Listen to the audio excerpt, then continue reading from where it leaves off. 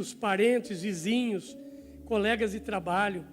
Todos nós devemos ter alguém que gosta de uma moda de viola. Eu mesmo vou sentar ali e vou me deliciar, porque eu amo ver uma viola bem tocada. Nasci na roça, no meio do mato, então gosto demais de moda de viola. Então eu gostaria muito que você pensasse nisso. Provavelmente, enquanto o pastor Jairo anunciava, você pensou em alguém. Eu tenho um amigo que gosta demais disso. Eu queria convidar vocês agora para fazer uma oração específica por alguém. Põe na sua memória, na sua mente, 1, 2 ou 3 pessoas, e você tem até quarta-feira para convidar. Irmão, você não pode salvar ninguém. Eu não posso salvar ninguém. Nós não podemos curar uma pessoa. Nós não podemos batizar ninguém com o Espírito Santo. Mas nós podemos, pastor Geraldo, colocar a pessoa nos pés de Jesus. E isso a gente pode fazer quarta-feira agora. Vamos orar. Pai, a oração que nós estamos fazendo agora, ela é específica para essa quarta-feira, quarta da fé, que já tem sido uma noite maravilhosa. Um grande povo tem vindo aqui toda semana, no meio da semana, para renovar a fé, para renovar a esperança, para buscar, Senhor, a graça e o favor do Senhor para continuar a semana. Porém, quarta agora, Pai, nós vamos receber o violeiro Vitor Quevedo, cantor, e nós vamos também abrir essa linda campanha dos 40 dias de milagres. E em nome de Jesus nós vamos declarar milagre todos os dias, durante 40 dias, e vamos encerrar com um grande milagre, que é batismo nas águas. Então, além da cura, libertação, casamentos transformados, saúde, vida sentimental, emocional, profissional, também queremos, ó Deus, acima de tudo, que o Senhor salve muitas almas. Então nos ajuda, nos mostra. Certamente agora o Senhor já está direcionando na mente desse irmão, dessa irmã, a pessoa que ele ou ela vai convidar para quarta-feira agora. Seja uma noite de festa, uma noite de alegria e de linda abertura desse 40 dias de milagres em nome de Jesus. E toda a igreja diga amém. Vamos abrir as nossas Bíblias. Gênesis 25, verso 19 em diante. Gênesis 25, 19 diz assim: são estas as gerações de Isaque, filho de Abraão. Abraão gerou Isaque. Era Isaque de 40 anos quando tomou por esposa Rebeca, filha de Betuel, o arameu de Padã-Arã, e irmã de Labão, o arameu. Isaque orou ao Senhor por sua mulher, porque ela era estéril. E o Senhor lhe ouviu as orações, e Rebeca, sua mulher, concebeu. Os filhos lutavam no ventre dela. Então disse: se é assim, por que vivo eu? E consultou ao Senhor. Respondeu-lhe o Senhor: 2 nações há no teu ventre, 2 povos nascidos de ti se dividirão. Um povo será mais forte que o outro, e o mais velho servirá ao mais moço. Cumpridos os dias que desse à luz, eis que se achavam gêmeos no seu ventre. Saiu o primeiro ruivo, todo revestido de pelo, por isso lhe chamaram Esaú. Depois nasceu o irmão, segurava com a mão o calcanhar de Esaú, por isso lhe chamaram Jacó. Era Isaque de 60 anos, quando Rebeca lhes deu à luz. Cresceram os meninos. Esaú saiu perito caçador, homem do campo. Jacó, porém, homem pacato, habitava em tendas. Isaque amava Esaú, porque se saboreava de sua caça. Rebeca, porém, amava Jacó. Tinha Jacó feito um cozinhado, quando esmorecido veio do campo Esaú. Ele disse: peço-te que me deixes comer um pouco desse cozinhado vermelho, porque estou esmorecido, pois estou esmorecido. Daí chamar-se Edom. Disse Jacó: vende-me primeiro o teu direito de primogenitura. Ele respondeu: estou a ponto de morrer, de que me aproveitaria o direito de primogenitura? Então disse Jacó: jura-me primeiro. Ele jurou e vendeu o seu direito de primogenitura a Jacó. Deu, pois, Jacó a Esaú pão e o cozinhado de lentilhas. Ele comeu, bebeu, levantou-se e saiu. Assim, desprezou Esaú o direito de primogenitura. Eu quero, com a graça e a ajuda de Deus hoje, falar um pouco com os irmãos sobre desprezando o sagrado.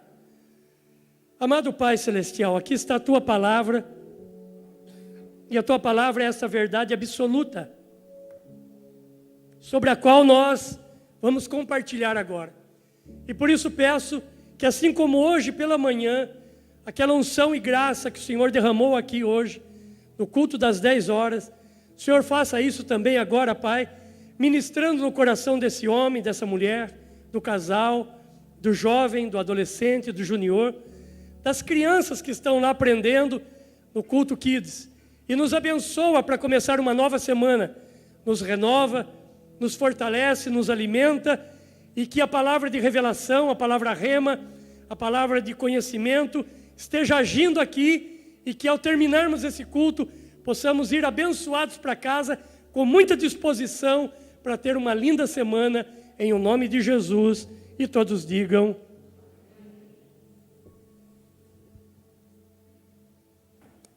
meus irmãos, nós temos aqui uma geração de mais ou menos 3.000 anos atrás, mas é muito interessante porque na realidade não é muito diferente da nossa.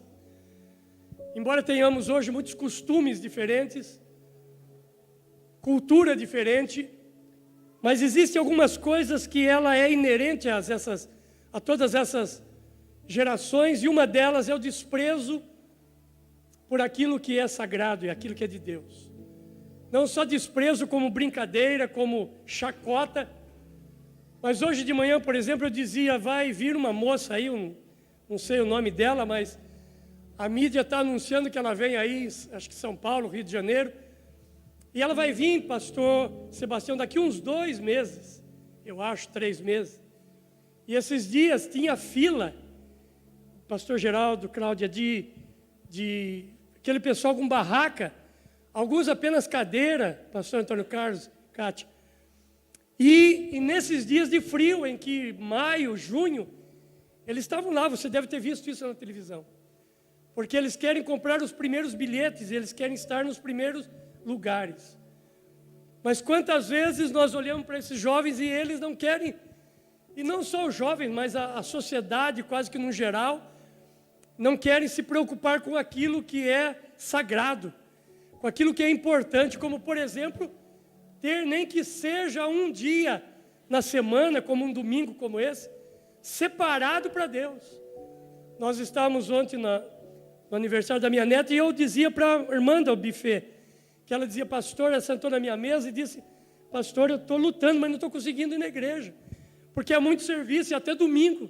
E eu disse: irmão, você precisa ter um dia para o Senhor. Todos nós precisamos separar um momento para respeitar o sagrado, para buscar o sagrado. O sagrado não pode ficar de fora.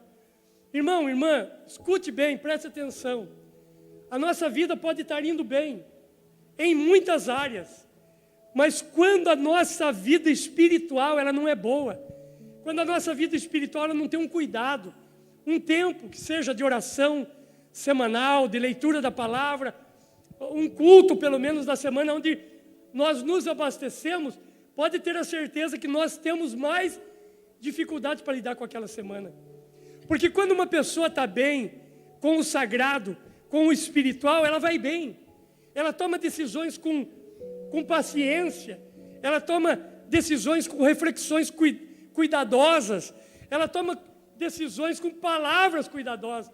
Mas quando ela não está bem espiritualmente, aí já vem todo aquele estresse do dia e ela joga tudo fora. Aqui nós estamos diante de uma história de alguém que tinha um direito sagrado e ele despreza de uma maneira muito, muito vil, muito ímpia.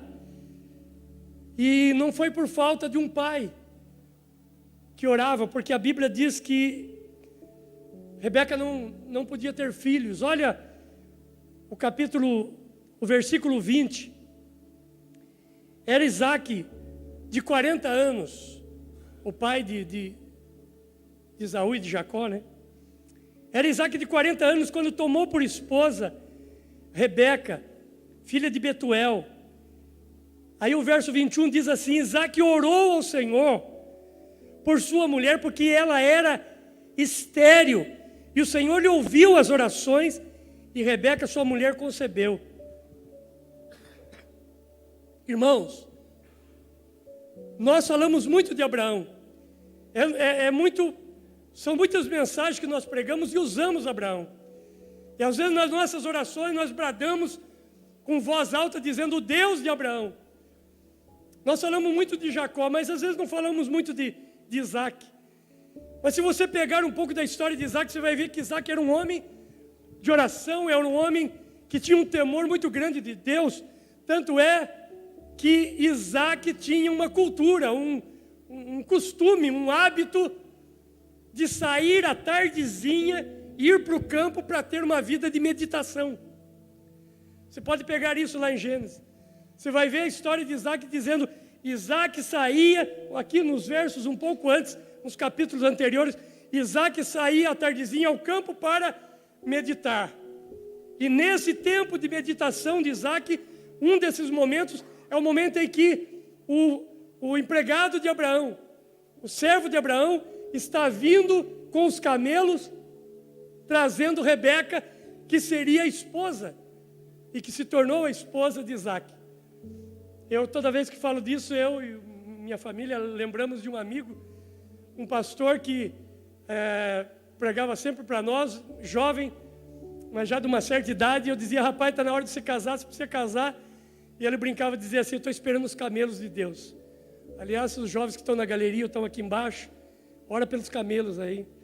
Assim como o camelo trouxe Rebeca, pode trazer o Isaac, pode trazer a Rebeca. Que Deus abençoe você. Então, os camelos vieram trazendo Rebeca no momento em que Isaac estava na vida de meditação. Isaac era um homem de oração. Agora, a Bíblia diz que esses dois, quando são gerados, já começa uma guerra, uma briga dentro da barriga da mãe. É muito interessante. Dá uma olhada comigo, irmãos, no verso 22. Olha o que diz aqui, ó. Os filhos lutavam no ventre dela, no ventre de Rebeca. Então Rebeca disse assim, se é assim, por que vivo eu? Eu imagino que essa briga lá dentro doía muito, né? Porque ela reclamou disso, que devia ter muita dor, tendo os meninos brigando lá. E aí ela clama ao Senhor e Deus diz assim, tem duas nações dentro de você. Tanto é que você vai ver Isaac sair da nação da onde saiu os Edomitas. Quando você ler na Bíblia, e os Edomitas, eles são da geração de Esaú, e já Jacó é o Israel, que você conhece, que nós temos a nação até hoje aí, a nação de Israel. Duas nações estão brigando dentro de você, e um será mais forte que o outro, o menor será mais forte que o maior. Olha, um povo será mais forte que o outro, o mais velho servirá o mais moço. Por quê? Porque aqui vinha já uma história sendo contada da vida desses dois meninos, e no verso de número 27 nós temos uma outra situação, 27 e 28, que é a predileção.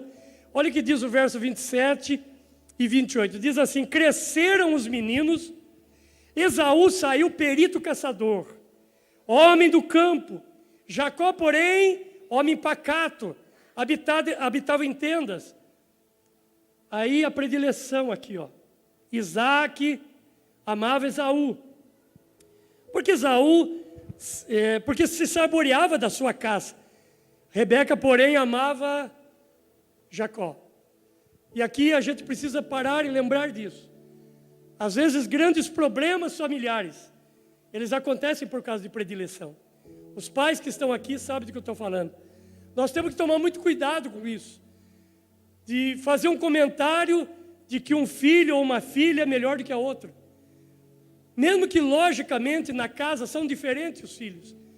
E um às vezes te dá mais alegria, um às vezes faz aquilo que você mais gosta, mas os dois são filhos. A mesma coisa com os netos, né? Agora estou com 3 netas aí, eu tenho que estar toda hora me vigiando, porque as 3 são importantes, eu amo as 3 da mesma forma.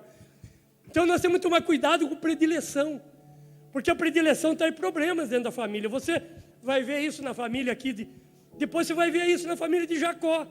Jacó acabou fazendo isso com José, que também foi aquele filho da túnica, né, pastor Geraldo? Então, são cuidados que, se não houver na família, pode trazer problemas sérios.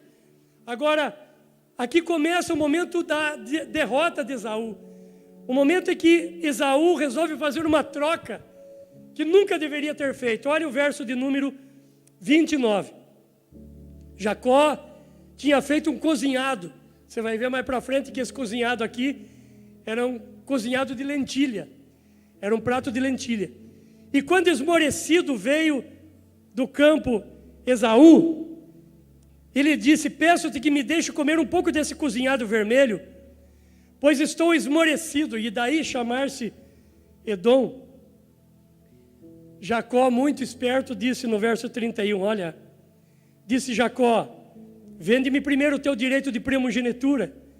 E ele respondeu: estou a ponto de morrer, poderíamos até acrescentar aqui, morrer de fome, que me aproveitaria o direito de primogenitura? Mas Jacó ainda exige. Então Jacó disse: jura-me primeiro. Ele jurou e vendeu o seu direito de primogenitura a Jacó. Depois deu Jacó a Esaú pão e o cozinhado de lentilhas. Ele comeu, bebeu, levantou-se, saiu, e assim desprezou Esaú o seu direito de primogenitura. Irmãos, hoje você não tem essa ideia, porque nós não vivemos nesse momento, nessa era. Eu tenho a Bárbara, que é a primogênita. Eu tenho a Aline, que é a primogênita. Então são primogênitos de casa. Mas eles não vivem essa lei que era vivida antes. Nós temos aqui vários filhos primogênitos. Filhas primogênitas. Mas naquela época a primogenitura era diferente. Porque a primogenitura eram direitos sagrados. Eram direitos de honra de Deus. O primeiro filho, né, pastor? Era aquele que tinha direitos especiais. Eu vou falar desses direitos daqui a alguns minutos. E esse moço, por causa de comida, ele troca. Então eu quero começar aqui a deixar uma pergunta para nós: como está a nossa vida concernente a direitos de Deus, a bênçãos que Deus nos concede e que nós, às vezes, por causa de um prato de lentilha, estamos jogando fora, estamos vendendo ou trocando. Aqui é uma troca. Você me dá comida, eu estou morrendo de fome, fui caçar, não tive êxito na caça, não consegui nada, estou com fome, preciso comer e o que eu preciso é de comida. E o Jacó disse: bom, você tem direito à comida, mas eu quero ter o direito à primogenitura, eu quero ser o primeiro. Tanto é que o texto que nós lemos diz que quando eles nascem, Jacó já nasce segurando no pé, no calcanhar do irmão, como se quisesse puxar para nascer primeiro. Já havia dentro dele um desejo de ser abençoado, de receber o direito da primogenitura. Mas ele não consegue, então agora ele acha um jeito de conseguir a primogenitura. Na verdade, os dois estão errados, né, irmão? Porque bênção não se compra, bênção não se troca, bênção não se vende, bênção se adquire. Nós não compramos a bênção. Levante a mão direita e diga assim: eu não compro a bênção, eu não troco a bênção, eu não vendo a bênção, eu sou abençoado.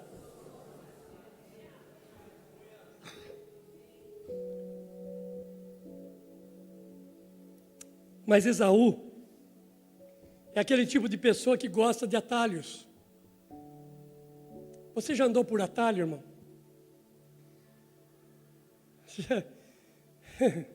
Já teve a experiência de estar indo e aí olha no mapa e fala: se eu fizer essa rua aqui, esse caminho aqui, Vou chegar mais rápido e você se arrepende? Você pega um buraco, você quebra a roda, você sai no lugar errado, depois não tem quase como voltar daqui. Os atalhos não são bons. Irmãos, tudo aquilo que nós temos que conseguir na vida é pelo caminho certo. E Esaú disse, bom, é uma forma de eu conseguir aqui comer e resolver o meu problema. Eu quero coisa rápida.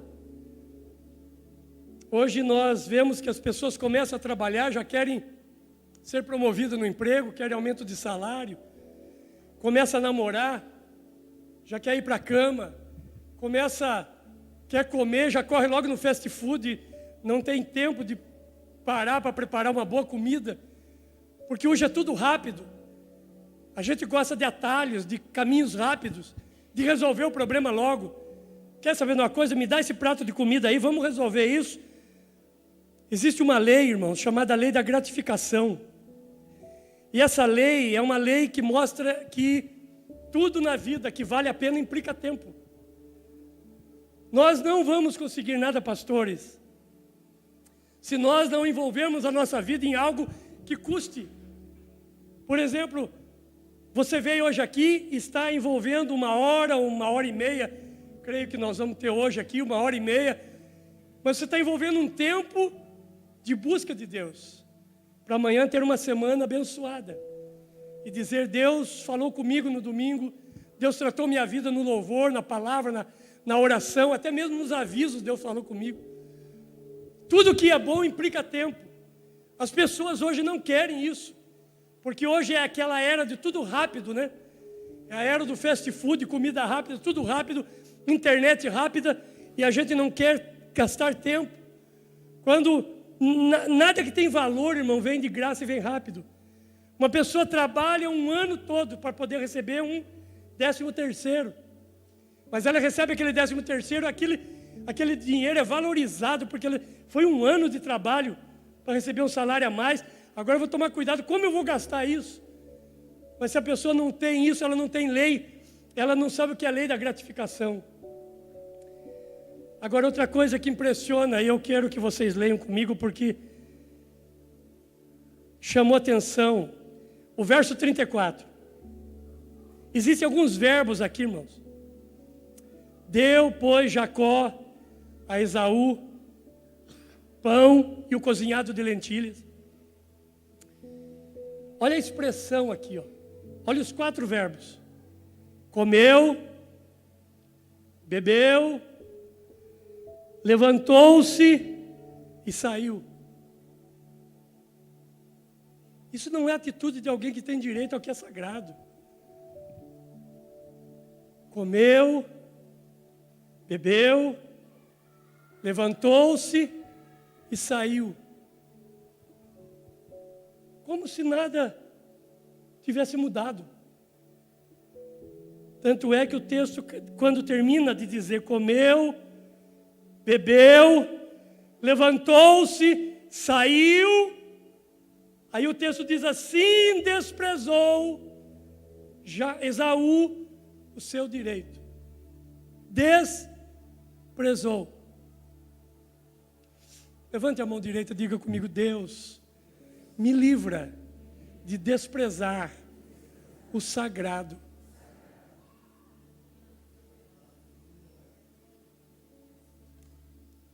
Deus nos deu grandes bênçãos espirituais, irmãos.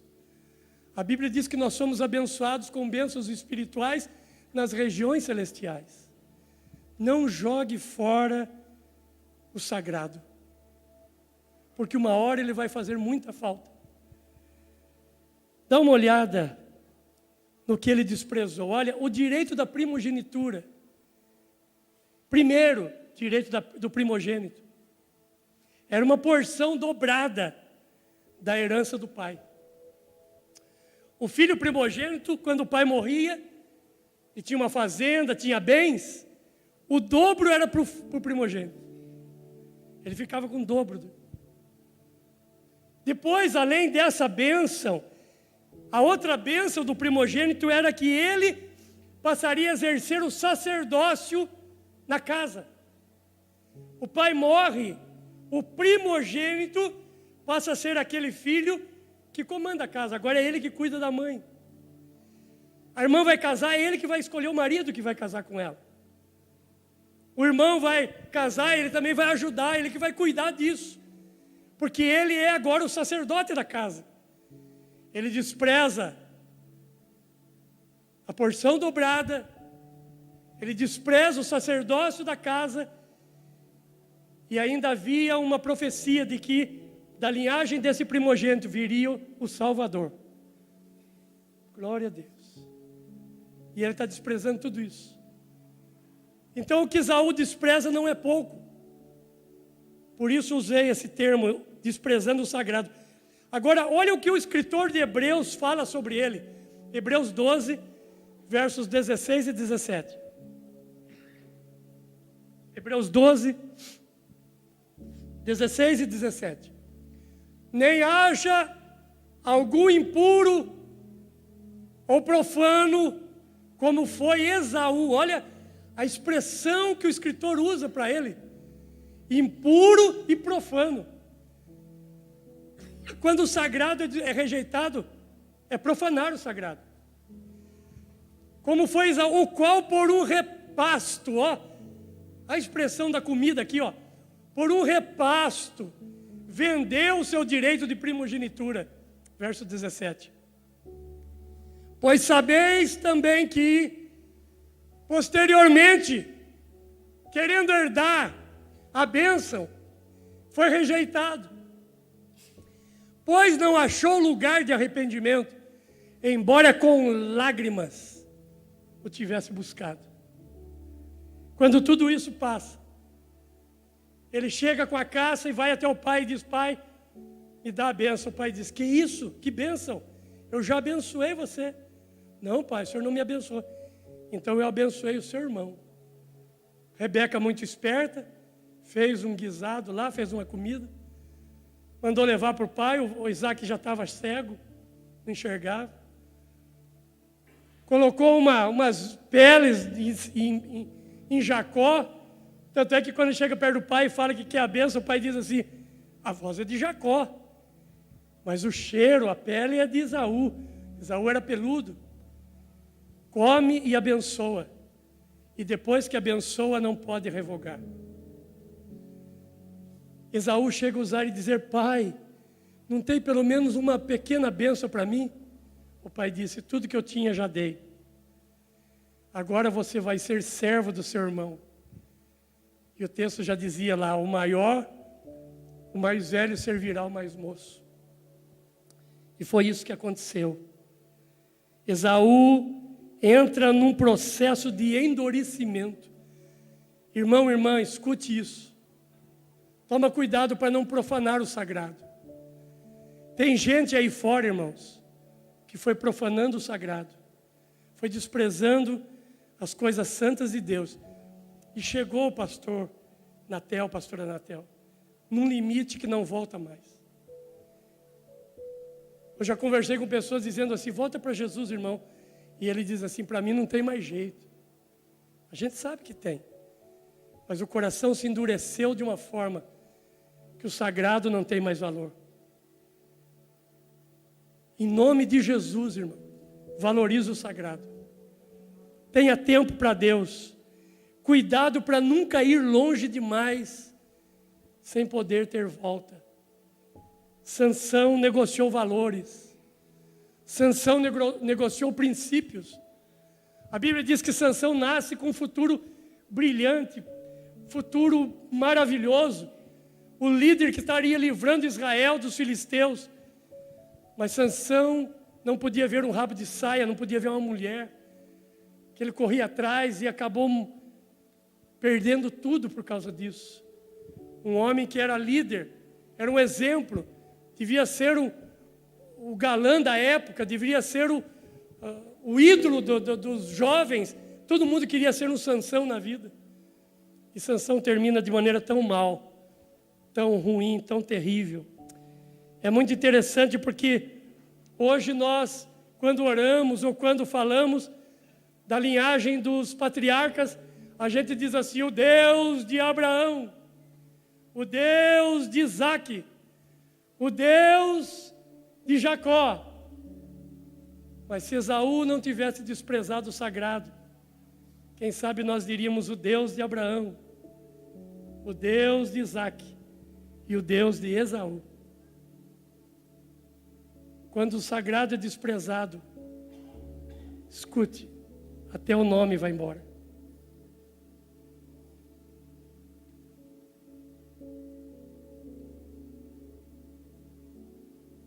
Qual é o prato de lentilha que está te perturbando, irmão?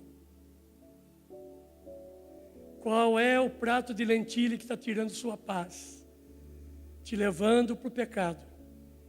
Vamos orar agora, você vai confessar isso para você e Deus e vai abandonar esse prato. Vamos ficar de pé. Quero chamar a minha família aqui, vamos orar com a nossa família, agradecer a Deus por podermos estar juntos, esse tempo especial aqui. Abraça a sua família aí, irmãos, vamos orar. Casal, vem orar com a gente, por gentileza. Vamos pedir o casal de pastores aqui que orem conosco. Abraça a sua família e vamos agradecer a Deus. Queridos, antes de nós darmos a bênção apostólica, eu quero dar uma insistidazinha que você convide alguém para quarta-feira. Irmão, eu tenho dito aqui, nós vamos chegar no céu e vai ser maravilhoso estar no céu, né? Mas vai ser muito melhor para nós, né, pastor Geraldo, chegar lá no céu, encontrar algumas pessoas que nós levamos. Para pensar, né? Chegar no céu, encontrar um parente. Puxa, eu conduzi essa pessoa até a igreja, ele tomou decisão por Jesus e foi salvo naquela noite, naquele culto. Olha, eu conduzi um amigo, estava indo para as drogas, para a bebida, para a separação. Eu conduzi. Quarta-feira agora, irmão, na quarta da fé. Vamos aproveitar o violeiro aí, esse culto diferente que nós vamos ter. Traga alguém. E quando você chegar no céu, você não vai chegar sozinho. Você vai chegar lá, vai encontrar alguém que você encaminhou. Põe no teu coração, eu quero ganhar uma alma para Jesus. E essa semana eu vou convidar alguém. Põe isso no teu coração.